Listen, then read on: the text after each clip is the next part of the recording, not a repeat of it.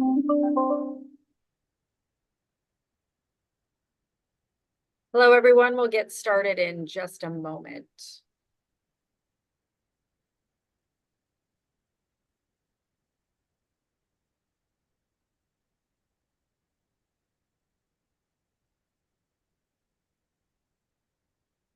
Thanks for joining. We'll get started in just a moment.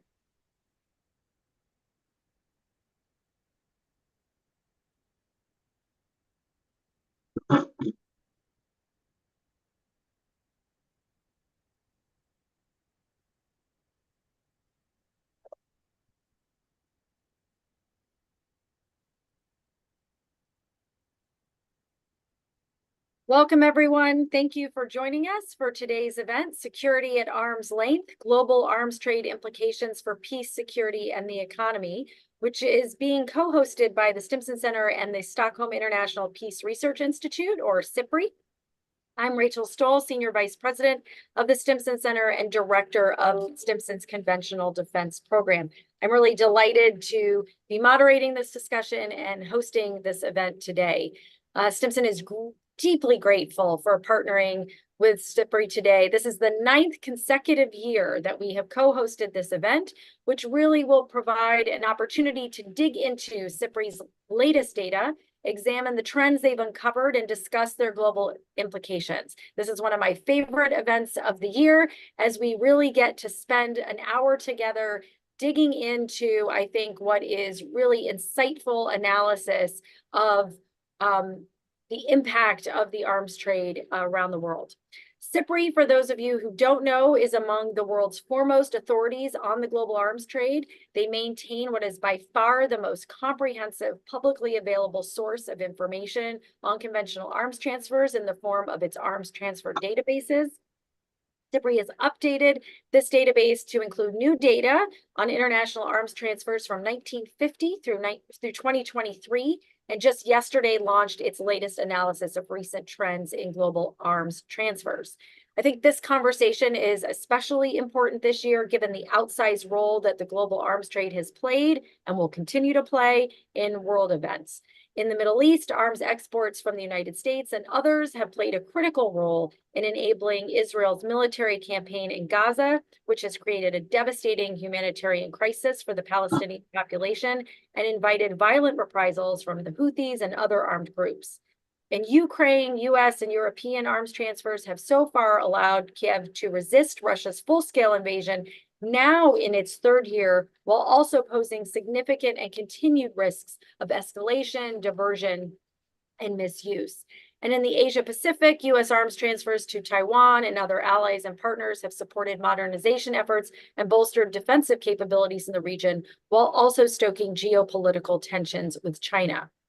Against this backdrop, it's critical that governments, civil society organizations, and the public have a deep understanding of global arms trade dynamics and the risks and benefits of arms transfers to enable informed and responsible decision-making around this profoundly impactful area of foreign policy. We have a stellar lineup of experts joining us today to discuss these issues. In a moment, we'll hear from Dr. Matthew George, Director of SIPRI's Arms Transfer Program, and Simone Weisman, Senior Researcher in SIPRI's Arms Transfer Program, who will be discussing the key takeaways from SIPRI's latest arms transfer data. We'll also hear from Sarah Yeager, Washington Director at Human Rights Watch, who will help put this data in context by discussing the broader implications of recent arms transfer trends. You will have an opportunity to join this conversation as well. Following the remarks, I encourage you to use Zoom's Q&A feature to share any questions that you have. We'll do our best to address them towards the end of this event. And with that, I'm going to start by turning the floor over to Matthew to discuss the key findings from SIPRI's analysis of recent arms transfer trends. Matthew, over to you. Thank you, Rachel. Let me just start by sharing my screen. Let me know when you can see that. So great. So just as Rachel so eloquently put it, we have updated our data, and we do this every year. And this year, we have gone back and looked at all of the transfers that's happened in 2023 and updated data all the way up to 1950. we're required to look at data in that long-term view so that we don't get sidetracked by any blip in the way that transfers are going in from one year to another. So let's look at what we found out when we look at all of the trends from 1984 till this year. We found out that there's been a decline of arms transfers about 3.3% when compared to 2014 and 18, but it's about 3.3% higher than 2009 period. So there's been an overall decline in the way that arms transfers have happened to all regions other than Europe. And we'll get into that a little bit later in the presentation. But 5 of the largest exporters account for 75% of all exports. And if you just look at the US and Western Europe, that accounts for 72% of all exports in comparison to 62% in the last 5 years. And if we look more closely at only the exporters, we can see that the US continues to be the world's largest exporter. It has a global share of 42% of all exports, and that's actually gone up from 34% in the previous period. And when we look at how things have changed, France has actually now come up to be the second largest exporter of arms. It's seen a massive increase of the change of volume of arms export from the previous period, and that's actually resulted in Russia becoming number 3 now. 5 of the largest exporters accounted for 75%, what we mentioned earlier, and that actually goes into also the fact that it's only 4 of those exporters that saw an increase in arms exports in comparison to the last period. All of the others have actually gone down. Moving forward, if we just purely look at the US, you can see how the US share has changed over time and how Russia's has changed with that as well. But the US on its own has exported to 107 countries. And that's also increasing its share of the relations that it creates with others. And it is again with the Middle East that it has shared the most. It is still 38% of all US exports go to the Middle East, even though that has declined from a high of 50% in 2014-18. Asia saw an increase for US exports, accounting for 14% increase, and that's the second largest region. But if you look at the top 10 countries that US exported to, it's the Middle East, where 4 Middle Eastern countries form that top 10, with Saudi going at 15%, Qatar at 8.2%, Israel at 3.6% of all US exports. And when we look at Asia, that 14% increase that we saw actually has quite a few significant numbers, where we see that Japan has 9.5% increase over last period, Australia has 7.1%, where in terms of the share of exports, Japan actually saw a 161% increase in the export as compared to the previous period. Europe saw over 200% increase in the change of exports, and that's increased the share of European exports for the US from 11 to 28%. Ukraine on its own accounted for 4.7% of US exports, and that's about 17% for exports to Europe. With that, I will actually pass it on to Simon now. Yes, and I will have just this one picture to talk around, and I will try to give you in 10 minutes what is happening in all those 5 continents. Much of the focus in the media is on the growth in Europe, and of course that is very significant, that is quite dramatic, but the constants are also exciting and just as problematic, or can be just as problematic, especially when they are consistently high. Asia and Oceania has been consistently high, as you can see here, in the last 35 years. It has always been the region with the highest arms imports, outperforming all the other regions. Even the Middle East has been generally outperforming Europe as an importer, and definitely Africa and the Americas. So there is a lot to be said about those regions, and I will specifically say something about Asia, Oceania. There's even excitement in the smaller regions in Africa and the Americas.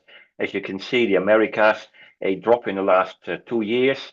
It's a region which is relatively peaceful, so that makes at least some reason not to buy too many weapons, not to import too many. The drop in Africa in the last 5 years is significant, or substantial, I should say, but not necessarily significant. Africa still remains a continent full of conflicts and tensions, where weapons are being used in large numbers, or in small numbers, I should say, probably, but in many conflicts, and very deadly. But I leave those data for you to digest, and I hope that you have the time at one point also to look in our database, where you find our new database, I should say, where if you have more possibilities to dig into it and see individual records, even to have some idea what's going on there in individual countries.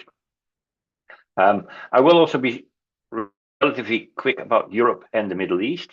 For Europe, that dramatic increase, there is one word in 2 years that can explain it. The one word is Russia, and the 2 years are 2014 and 2022. The war in Ukraine, or Russia's intervention in Ukraine, which of course already started in 2014 with Crimea and the Donbass, has worried a lot of European countries, not just the ones that are close by, but also further on. Then 2022 is a substantial increase in that worry. European countries generally see Russia as the main threat, and they react to that. For 2022, that reaction you don't see yet so much in these figures, because it means you will have to start planning, buying weapons, ordering weapons in 2022 and 23. And these ones that we here show are the deliveries, so they will come in the coming years. But you already see that the last 5 years, there is an increase, and it is to a large extent related to, one, the war in Ukraine, and the fact that Ukraine since 2022 has been a major importer. So a quarter of this red bar there for Europe is actually imported by Ukraine. The rest is imports by other countries who already started reacting in 2014, 2015, and you see the increase coming there. It is, of course, not only Ukraine that plays a role here.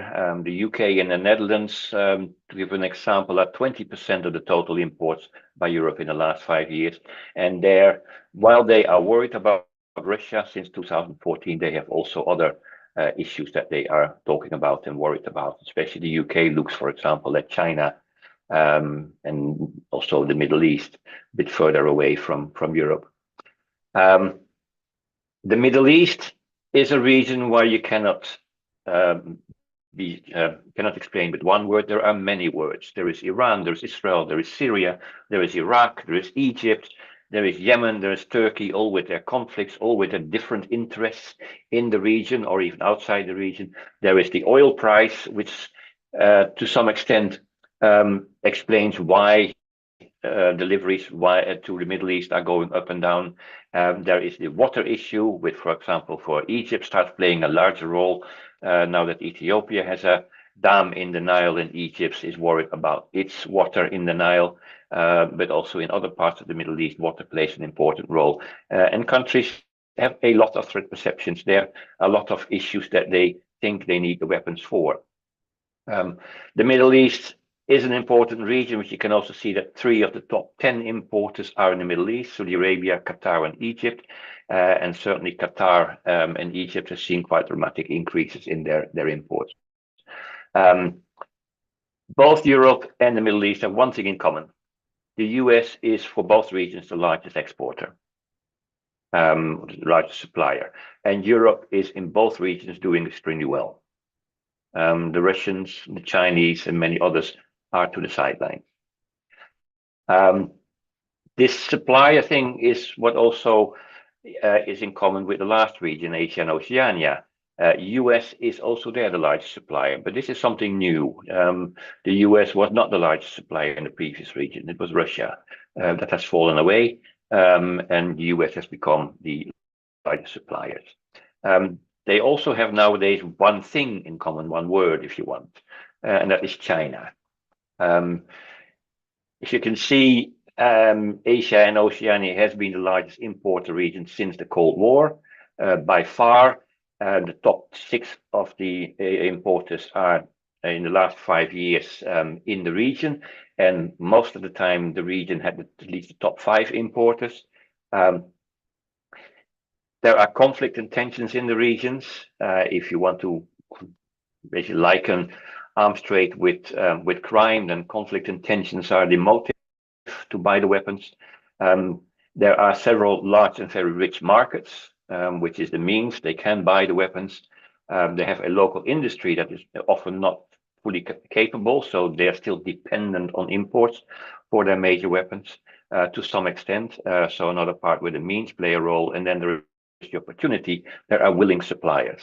And over time, if you look at since the end of the Cold War, you had the conflicts India, Pakistan, North Korea, South Korea, China, Taiwan. You got internal conflicts, which has largely moved towards the one word, which is China. India, Pakistan is no longer India, Pakistan. It's India, China with the Pakistan added to it. China, Taiwan is not just China, Taiwan, it's China against the rest of the world. There are many other parts of Europe, of Asia, where the countries are openly or less openly pointing the finger at China as the main perceived threat. So the motive remains, and it's actually growing stronger because China has become a growing military power. With the problem that many countries do not see really where the end of China's ambitions, both territorial and political ambitions, are. They are not very well explained by the Chinese government, but the reality that they show is, for example, in the South China Sea, a country which they start fearing. The means in the region has grown. Still, there are growing economies, or economies are doing strong. There are also growing capabilities, and also there, China's growing capabilities leads to other countries growing their capabilities, which leads to a bit of an action-reaction pattern, of course. My neighbor arms, so I arm, therefore my neighbor arms. There is, and then also again, the opportunity, the willing suppliers, and there the role of the US plays is important. The fact that the US also agrees with most of the countries in the region that China is a threat, and is just very willing to supply, more willing than it used to be. For example, Japan and Australia is one thing to supply. They are allies, treaty allies, but opening towards India with more advanced equipment, opening to places like Indonesia, to the Philippines and Vietnam, to be willing to supply more advanced equipment and more equipment, and sometimes closing their eyes a little bit for other considerations in the region. Bottom line of the whole story, just to sort of round it off here, arms are bought for defense. That's what all countries will say. The problem is that, of course, if that were true, you wouldn't need any weapons. So it's very important that countries, both importers and exporters, think of what they're doing. The important thing is, in the economic sense, does it make economic sense that you're not wasting your money? Do the weapons increase threat perceptions? On the one hand, they may help countries defend themselves, but my neighbor buys weapons and therefore I feel threatened. So do they help actually in that way? They also increase the potential for accidents and incidents. More weapons floating around in the South China Sea, for example, gives more opportunity that those forces meet each other and that something goes wrong. And we all know that these kind of incidents and accidents can very well lead to a shooting war, which goes out of control. And lastly, of course, are arms always the solution?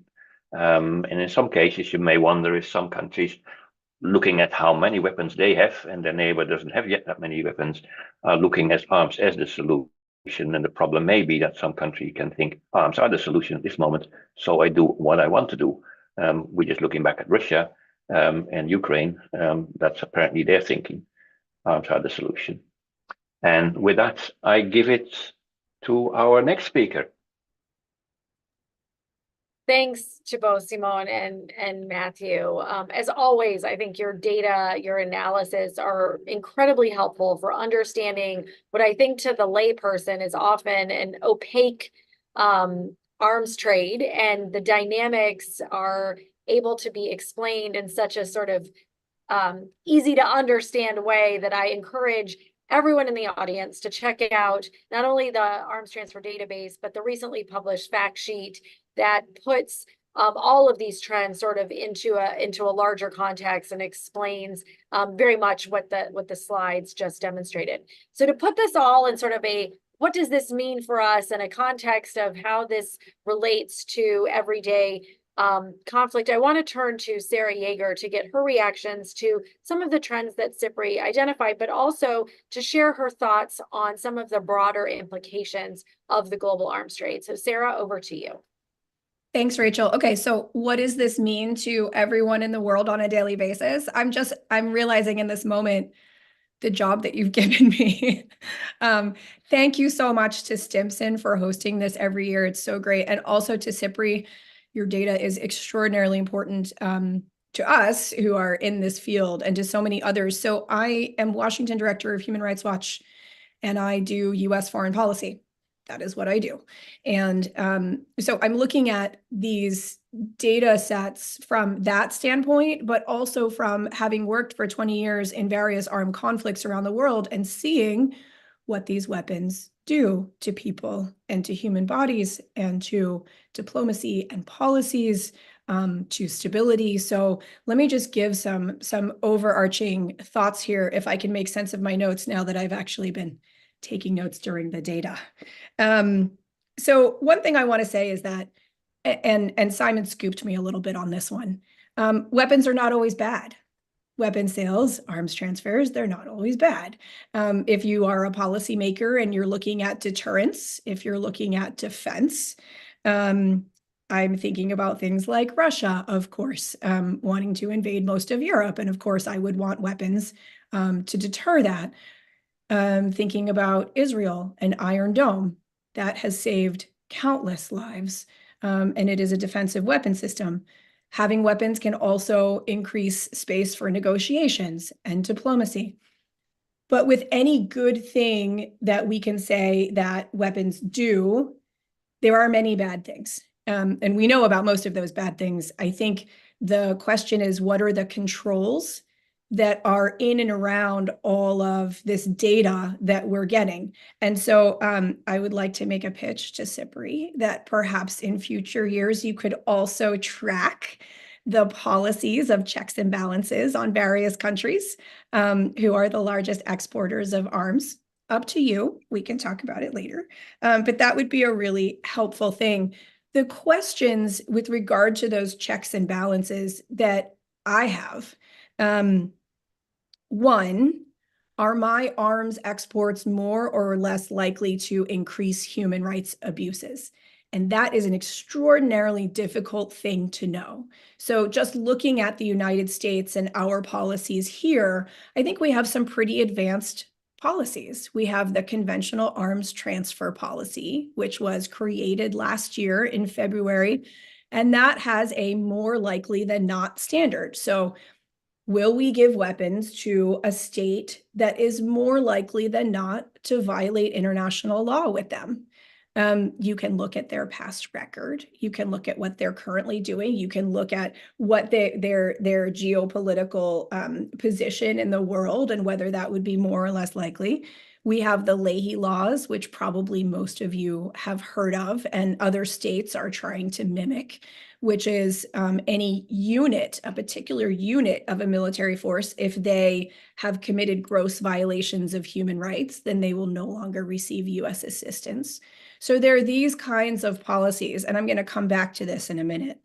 But also, there are ways of creating alliances of sorts. So the United States is trying to create alliances and allegiance through its arms export. I'm thinking about things like Saudi Arabia, India, a lot of places in Asia. China has come up quite a lot. And the question is that a short-term success or a long-term success? And what are the risks of doing that?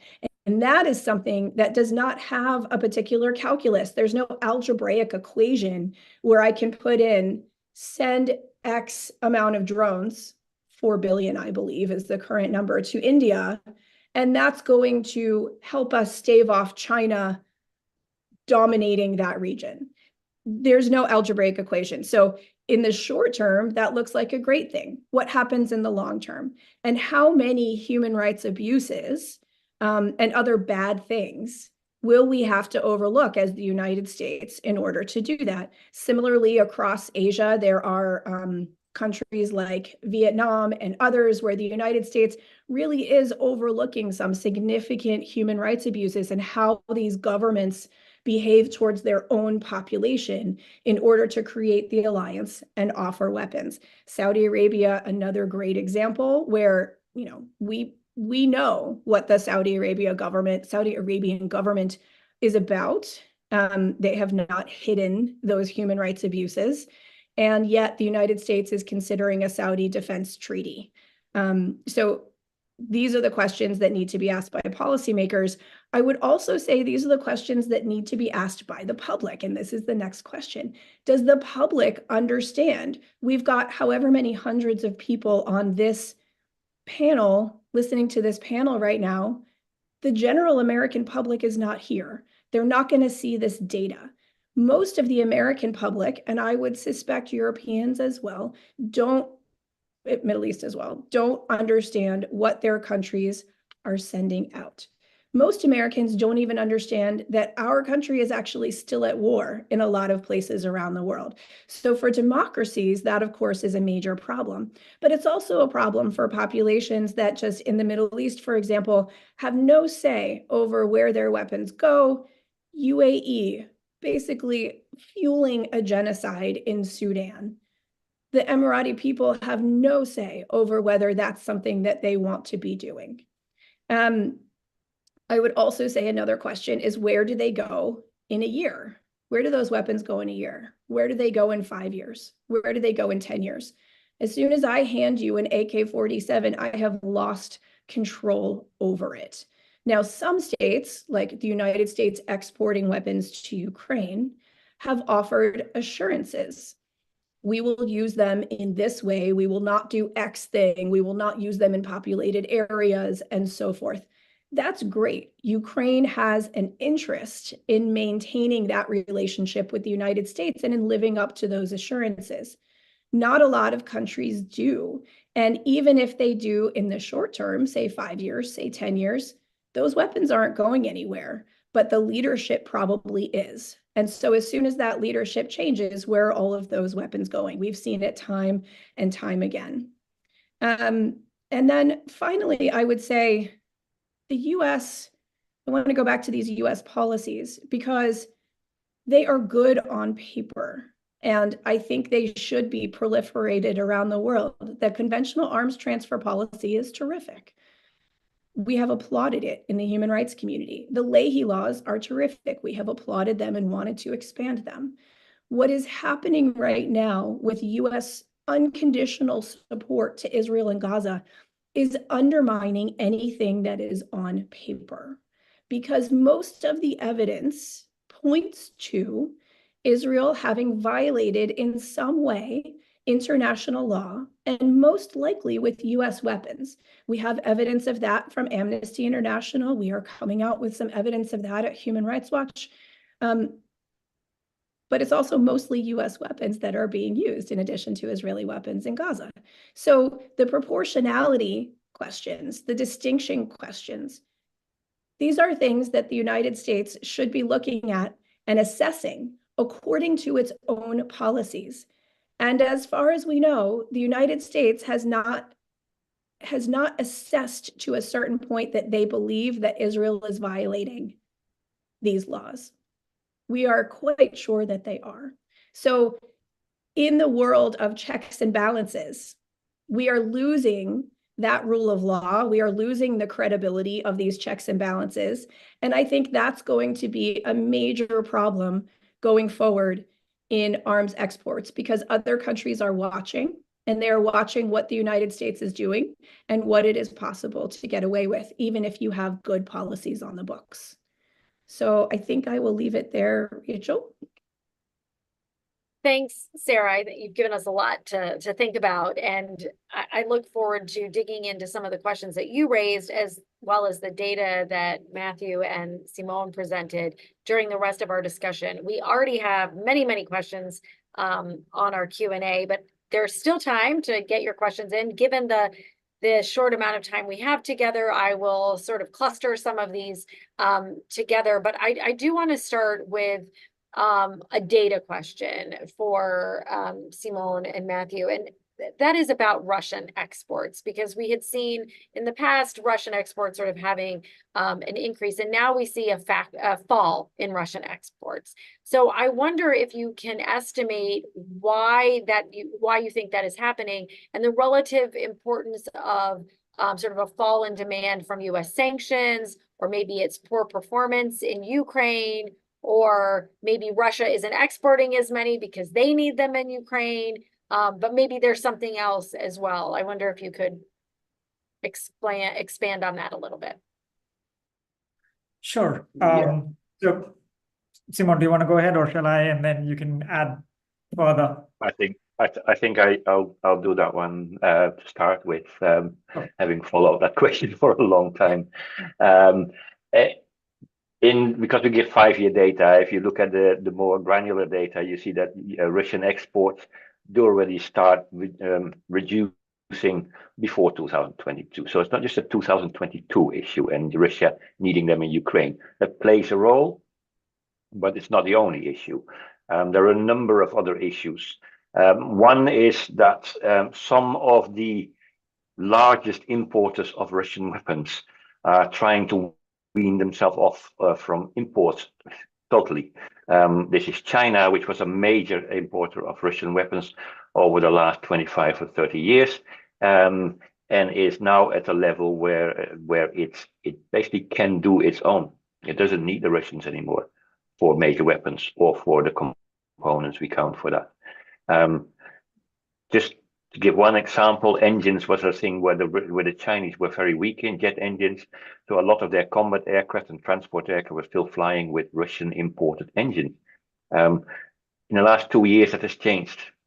Those models that used to be Russian engines are being replaced, or have been replaced in production with models which use Chinese engines. Not even a licensed production of the Russian engine, just the Chinese engine. So no need anymore for the Russian engine. And this is true across the board for most of the Chinese imports from Russia. So that's one importer gone. India, the largest importer of Russian weapons in the last decade or more, has a similar policy, try to do your own things. It's less successful, but at the same time, it does replace some of the Russian equipment with local production. And it is becoming more and more interested not to buy from Russia, but spread it a bit or become more an ally of the Western countries, especially of the US. On the same side, the Western countries are willing to supply. India has also pointed to another problem that Russia has, that Russia produces wonderful weapons, very useful at this moment. I almost sound like Trump there. The future of Russian weapons is somewhat bleak. This is a country with an economy just barely the size of Spain, slightly higher maybe, a technology base which is completely rotten. There is no Russian computer, there is no Russian mobile phone, there is no Russian car to speak of. So that tells you about the level of technology. You expect that country to develop weapons across the board, new weapons and updates of existing weapons for the coming 30 years? No, it won't happen. And the Indians pointed it out when they looked at the 5th generation combat aircraft that the Russians were offering, actually developing partly with Indian money. And in 2018, they said, no, it doesn't work. We don't believe it. It's not going to happen. So that's basically the story for the large markets, the ones that can afford it. Then there are issues where the US, of course, is putting pressure on buyers of Russian and Chinese weapons not to buy from Russia. And also that has helped. You don't hear too much from the importer side because they don't want to say so much about it, or the US because it's behind closed doors. But we know from the Philippines and from Indonesia that they have had pressure from the US not to buy Russian weapons, and that they therefore decided to cancel contract. The similar thing with Egypt is likely going the same way, and there are probably other countries which have received the same pressure from the US. At the same time, also, not just have seen the US stick, but also seen a US carrot. Don't buy from Russia, but look what I got for you. So that also does play a role. And of course, the fact that Russian weapons in the Ukraine are, say, not doing so great is adding to that technical issue of modern Russian weapons.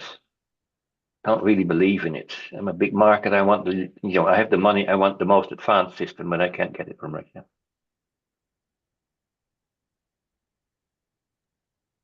But which one is the most important is a little bit difficult to say.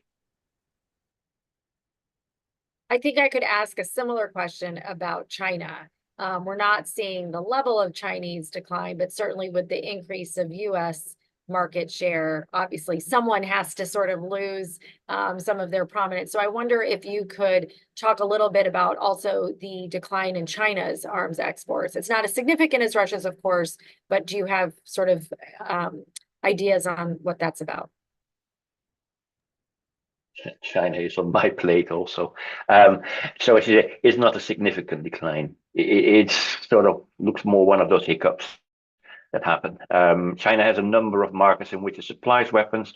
Pakistan is an important one. Myanmar, Bangladesh, and some others. There are some other markets where it cannot supply weapons. China cannot supply to India. It cannot supply to Japan. It cannot supply to Europe. So a whole bunch of countries are not open for China. That leaves China selling to Africa, which it does, and where it's actually the biggest supplier to sub-Saharan Africa. But that is peanuts when it comes to the total. The Middle East is where the big bonanza would be, and the Middle East is where China shows itself and has some contracts, but it runs into the problem there that Middle Eastern countries are very much married to Western suppliers, and also there, of course, the US will tell countries, don't buy from China, and look what I got for you. So that plays a major role there. China could break through. It does have technology which is compatible and competitive with many Western technologies. It's growing in technology, so in a few years it will have even better things. But yeah, you have to see what happens there. I really can't say what's happening in the future for that. Sarah, I see you have your hand up.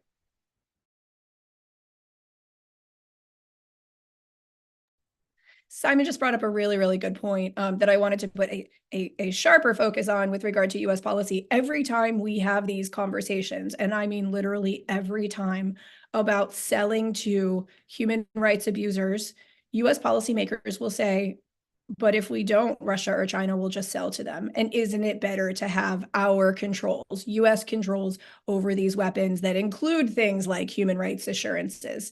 And we haven't really found a way yet, certainly as a human rights community, to punch through that argument. No, thanks for that. And you bring up a point. I think you used the word in your presentation, Sarah. You used the word restraint.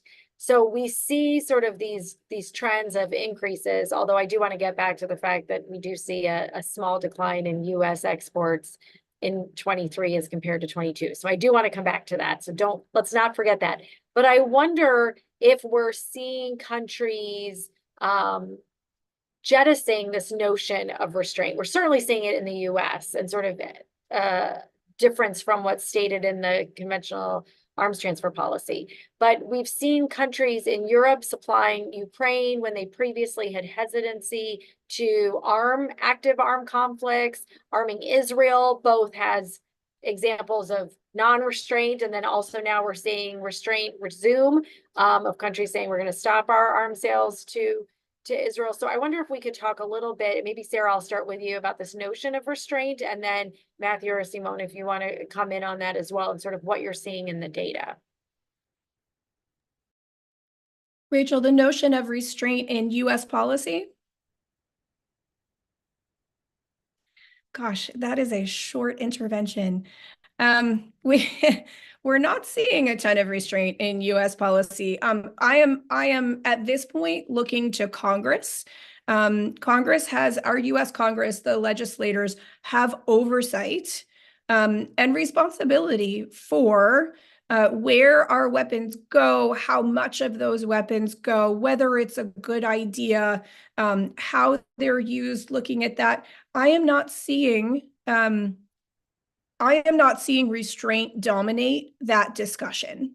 I am seeing short-term geopolitical interests dominate that discussion. There are still some people who I think in Congress who are with the human rights community and believing that there are these short and long-term risks. But I think most of Congress has really drunk the Kool-Aid on the realpolitik need for these.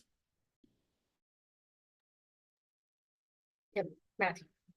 Yeah, no, it's pretty much the same with the other suppliers as well. I mean, you had restraints that people had before, but with changing priorities, you see that those are also up for discussion till other bodies in those countries decide to say, no, this is the law and you have to abide, as we saw with the case in the Netherlands.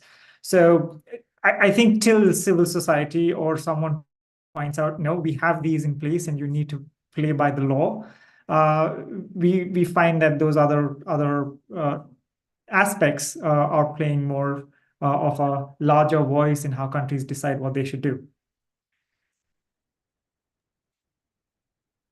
So maybe I'll turn to what's happening with U.S. arms transfers, because we saw this small decline. I don't know if it's political. I don't know if it's just the nature of the peaks and valleys, but Matthew, let's turn it over to you. It's sort of the nature there, but then we also see that it's partly in line with some of the other difficulties that some US programs have faced in terms of the way that they could export. So for instance, the F-35s form the huge chunk of US exports in terms of the value that they have. And so there were some issues in the last year with the way that the program was going through, and then that led to a whole bunch of these programs just having a delay. And just with that, you could see that decline happening. But it's not to say that oh look, the US is now reducing the amount of arms that it's exporting. It's just as soon as they figure how to export or how to fix that particular problem, you will see a resulting spike when all of those deliveries are then made, because production's not stopped. They just stopping the actual delivery. And if required, it's not like the F-35s can't fly or can't perform. They can still do everything that they need to. It's just not at the level that people want it. There are a lot of questions about diversion. And when you are talking about the quantities of weapons that you are demonstrating in your presentation, obviously there is a fear of diversion. It's of course infinitely harder to divert a full fighter aircraft than it is, the parts and components or smaller arms, small arms and light weapons.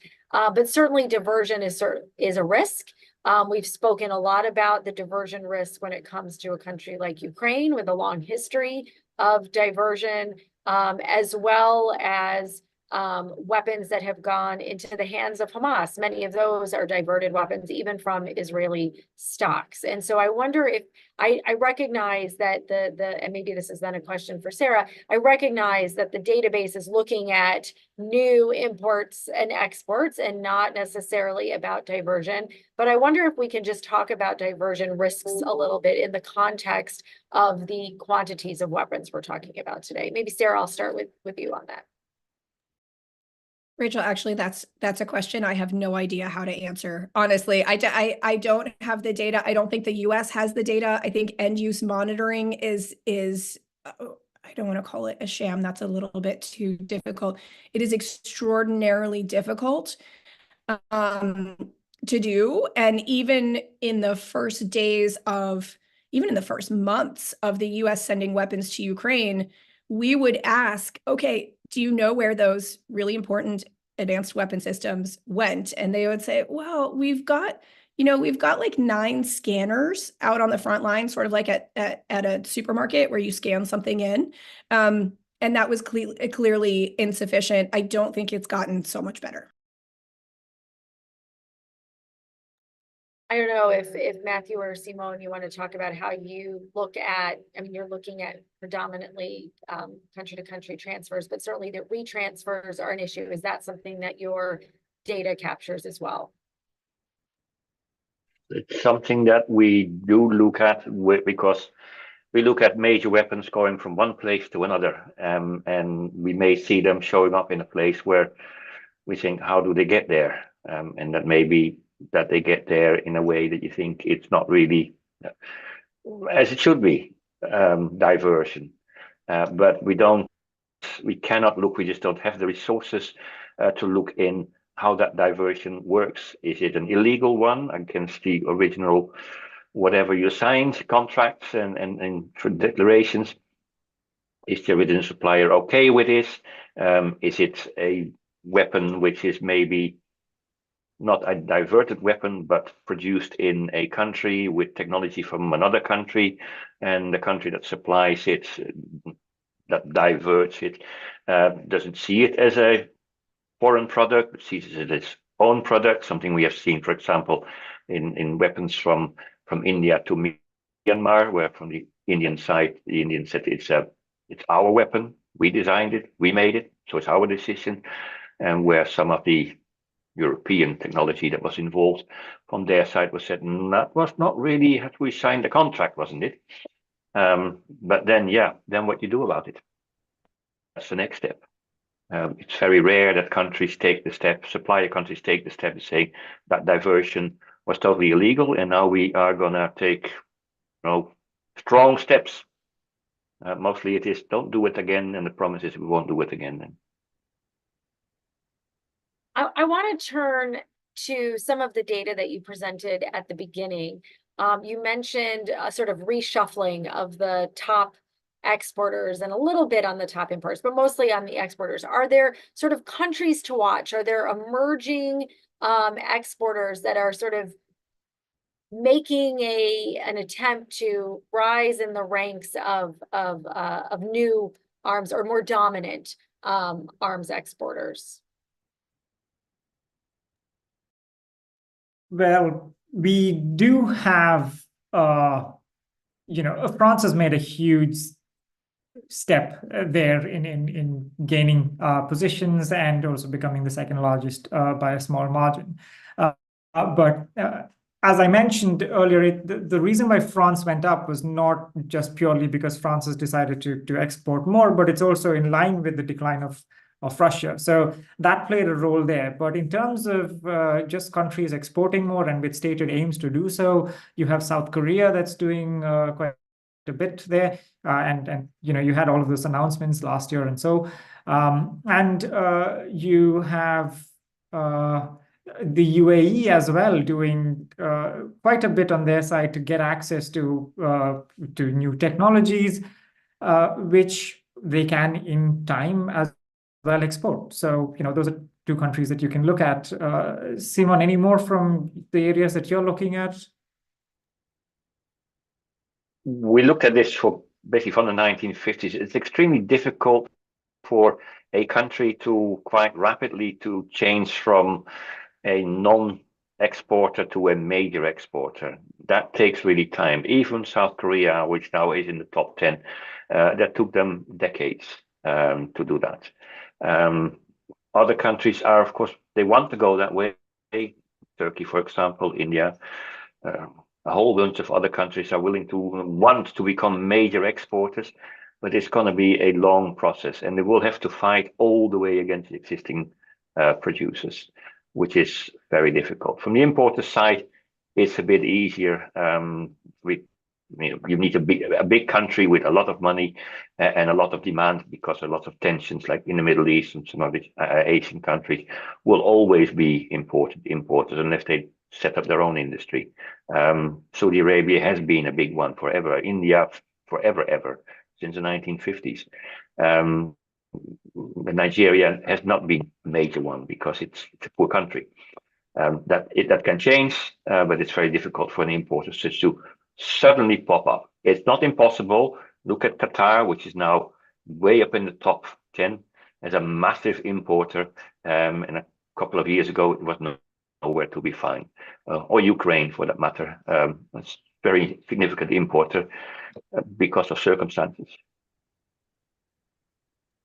So SIPRI looks at its data over 5-year periods, which, as you've explained, sort of makes a lot of sense for identifying these trends. I wonder if there are a couple of trends you could point to that, we're seeing for the first time now as sort of the first 5 years of that trend, but that you expect to continue in the medium to long term. What should we be really looking for looking towards as we look to the future and the conflicts that are raging around the world? Simon, for you? Let's give it a stab. We hate to do predictions because the future is so uncertain. Anybody tell me that in January 2022, that a month later, Ukraine would be invaded? No. But there are some things which seem to be really good trends. I do not expect Russia to gain very much more because, as I explained, those big markets, the ones that want the latest of the latest technology, that want to have access technology, that have the money to pay for it, are looking at Russian weapons and don't see it. They might as well go to the US, the Europeans, or the Chinese, or the South Koreans.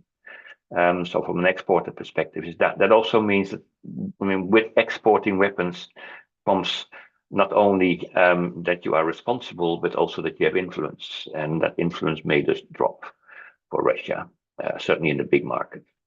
For the other exporters, the South Koreans are doing well. Some of the others won't pop up. Some others will go up. Some will go down, depending if they get a couple of big orders or not. The Italians went up, because they got a couple of big orders that somebody else lost. The British go down because they lost a couple of big orders. There's still the technology. They still have production lines. They still make things. They still have money. They still have a technology base to develop things. So that's they will remain exporters of importance. From the importer side, again, those big markets with lots of threats in their neighborhood or perceived threats will continue unless they start doing more of their own. The Chinese will drop out as an importer. There is no need for them. Will the Indians be able to follow that in the coming 10 years? They have been promising that since 1950s, but maybe they will break through. Will the Turks do it? Will the Japanese manage to be an exporter, something that they have said they're willing to do now? They have the technology. I don't know. It's very difficult to say if they actually manage, and they will be competitive. The one thing that maybe is obvious that is from the production side is weapons, especially the big platforms, the combat aircraft and air defense systems, are very expensive and very difficult to develop. That costs money, and it's best to do that in cooperation with other countries. That means you get consortia of countries that become suppliers, and within their consortium, that's not a supply anymore. That is just some kind of transfer which is not controlled except by their agreement to produce something. So it may well be that some of those countries, let's say medium and smaller sized countries, talk about Germany, talk about Poland, talk about Sweden, talk about the Netherlands, become involved in these cooperative programs again, or for the first time, and become partners in a large program that exports left and right, but where the exports are coming from one production line, not necessarily from them. So we lose track a little bit in our system, a bit of where the responsibility lies, who takes the decisions at what time for an export. That is a problem for us. The second one is a problem, which is a technical thing, is that more and more weapons are being controlled by the software, and those are closed boxes. So in the end, we start having difficulty understanding that the hardware we see, what can it do, because the software is steering it. And who gets what software is becoming more and more difficult to understand. Yeah, just Oh, please go. sorry, I was just going to add that one of the things that we mentioned was that we see a slight decline right now, but there's nothing to say, especially with all of the policy statements and the messages that we're getting, that procurement is not going to increase in the future. And that's a trend that we can see. How that translates into whether that's going to be national production or trade, that's something that we'll have to see. And if it's national production, how transparent that's going to be is another discussion on its own. And we can be here for another day just looking at that. But just as Simon mentioned, if the sensible thing to do is to go into consortia, then again, that brings out a whole set of other problems about how do we track that trade, who's going to be responsible, who's going to be the front runner of those trades, and what's going to happen with them. So yeah, those are things that we can definitely see, things that we should be discussing in some time. So we just have about 4 minutes left. I have so many questions about North Korea. So I want to give our panelists an opportunity to provide any last thoughts that they have, or things that they think we should have discussed in this brief event. But if perhaps our SIPRI colleagues could mention something about North Korea, I think all of those who posed questions about North Korea, and I apologize, there are so many questions that we did not get to today, which only reinforces how much interest there is in this work, and particularly in this data. So let me start with Simone, and then I'll go Matthew, and then Sarah, you'll have the last word. Let's give the last word about North Korea. It's a clear example of how the world system is, I wouldn't say falling apart, but getting weakened. You are not allowed to buy weapons from North Korea. North Korea is not allowed to sell weapons. That is a UN Security Council resolution. Should I say more? Still, Russia manages to get North Korean weapons, no doubt about it. How much? We don't know. But that they get them, yes, the evidence is there. Illegal. But who's going to do something about that? And what does it mean for all other embargoes and all other future types of control in this way? Sort of a cornerstone of basically international control of conflicts, and other nasty developments or potentially nasty developments in the last, 40 years or so. I think and the embargo's the end of that story. Alas. Thank you, Matthew. No, just to add on to what Simon said, there's a whole bunch of things that are happening now that's actually raising serious questions on some of the systems that we have taken for granted and have expected to continue as a given.